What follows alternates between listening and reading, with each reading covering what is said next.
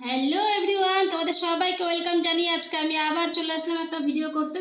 একটা রেসিপি বানাবো, সেটা খুব ভালো, অল্প সময়ের মধ্যে খুব ভালো, খুব তাড়াতাড়ি হয়ে যায় আর খেতেও খুব ভালো লাগে। তো রেসিপিটা যদি তোমাদের ভালো লেগে থাকে তাহলে প্লিজ তোমরা লাইক কমেন্ট শেয়ার করে দিও। আর যারা যারা এখন আমার ফেসবুক পেজটাকে ফলো করেনি তারা প্লিজ তাড়াতাড়ি ফলো করে দিও। বলো না কিন্তু ফলো করতে, প্লিজ ফলো করে দিও। তো চলো তোমাদেরকে আমি দেখাচ্ছি রেসিপিটা কি। রেসিপিটা হলো, এখানে আছে দেখো এই যে কচু, ছোলা কচু হয় যে সেই ছোলা কচু নেওয়া হয়েছে। এই ছোলা কচুটাকে আমি বাটবো, বেটে এটাকে আমি একটা চাটনি বানাবো। মানে খেতে খুবই ভালো লাগে, রুটি বা ভাতের সাথে, তো গরম গরম ভাতের সাথে খুবই ভালো লাগে। তো চলো তোমাদেরকে আমি দেখাচ্ছি এটা আমি কি করে বানাবো। তো তোমরা আমার রেসিপিটা দেখে নাও তাড়াতাড়ি। তো দেখো এই যে কচুগুলো আমি এটা মিক্সির মধ্যে দিয়ে দিচ্ছি, এটাকে আগে পেস্ট করব। পেস্ট করে নিয়ে তারপরে এটাকে আমি বানাবো।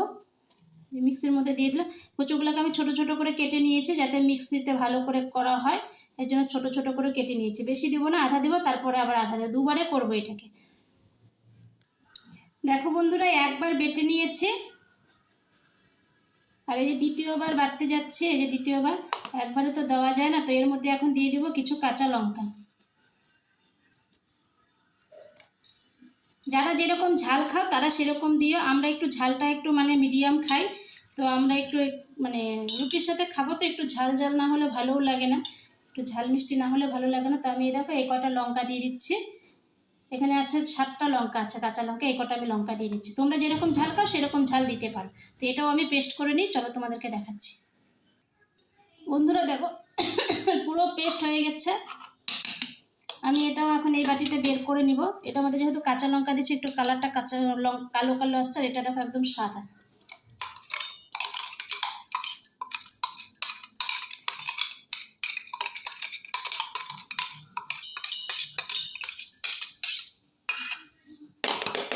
হয়ে গেল বের করা, দেখো। এখন আমি চলো এখন আমি এটাকে নুনে কড়াই ভাজবো এটাকে। এখন আমি দেখো বন্ধুরা, সকালে নাস্তা হবে আর আটা মাখা আছে, রুটি আর ওই কচুর চাটনি, এটাই হবে আজকের নাস্তা। আমার একটু দেরি হয়ে গেল, আজকে নাগপঞ্চমী, পুজো করতে করতে দেরি হয়ে গেল, তাই একটু দেরি হয়ে গেলো নাস্তা বানাতে। বন্ধুরাই দেখো এর মধ্যে দিয়ে দিলাম এখন তেল, দিয়ে দেবো আমি কালো জিরা ফোড়ন। কালো জিরা ফোড়ন দিয়ে দিলাম। তো বেটে রাখা কচুটা, দেখো এই যে কচুটা আছে বেটে রাখা, এটা দিয়ে দিলাম।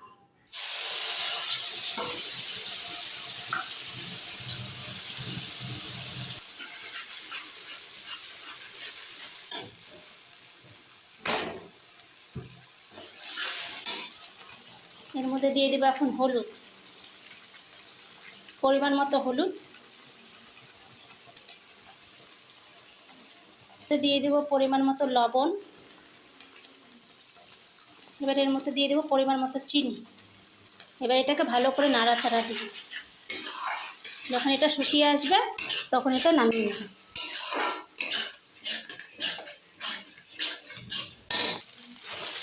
দেখো বন্ধুরা, এটা একদম শুকিয়ে আসছে, আর একটু শুকিয়ে গেলে পরে এটা আমি নামিয়ে নেব।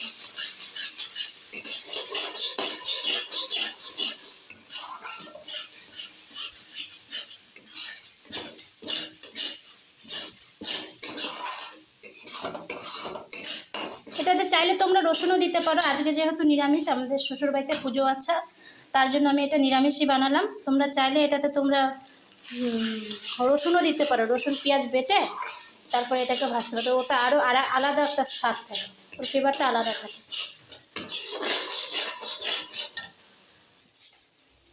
দেখো বন্ধুরা, এদিকে রুটি ফুলে গেছে,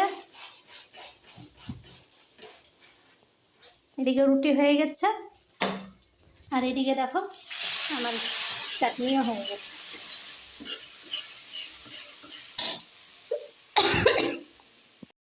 বন্ধুরা, তোমাদের যদি এই রেসিপিটা ভালো লেগে থাকে তাহলে প্লিজ তোমরা আমাকে লাইক কমেন্ট শেয়ার করে দিও। আর প্লিজ আমার ফেসবুক পেজটাকে যারা এখন অবধি ফলো করোনি তাহলে ফলো করে দিও। ঠিক আছে, এখন তাহলে রাখছি, টাটা, বাই বাই।